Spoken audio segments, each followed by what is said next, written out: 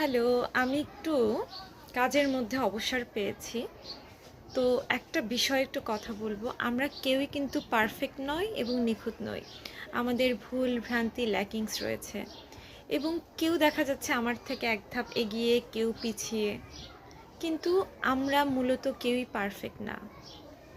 এটাও কিন্তু মানব জীবনের এক প্রকার সৌন্দর্য।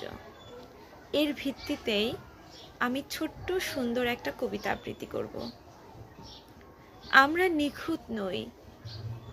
একটা ঘাসফড়িং নিখুঁত, একটা সন্ধ্যার তারা নিখুঁত, একটা বৃষ্টির ফোঁটা নিখুঁত, একটা বসন্তের রাত নিখুঁত।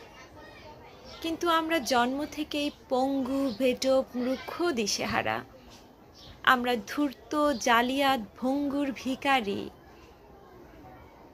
আমরা জন্মাই ভুল স্বপ্নে, ভুল কামে, ভুল শহরে হেঁটে নিজেদের ধ্বংস করবার জন্য, ভুল মানুষকে ভালোবেসে এবং আঘাত পেয়ে মরে যাওয়ার জন্যে। শুধু সবশেষে আমরা টের পাই আমাদের ভুলগুলো কি মারাত্মক নিখুঁত। আসলে প্রকৃতি শুধু নিখুঁত হতে পারে আমার মনে হয়েছে, কিন্তু মানব জীবনে ভুল ভ্রান্তি সব কিছু মিলেমিশে একাকার হয়ে থাকবে এবং এটা মেনে নিতে হবে।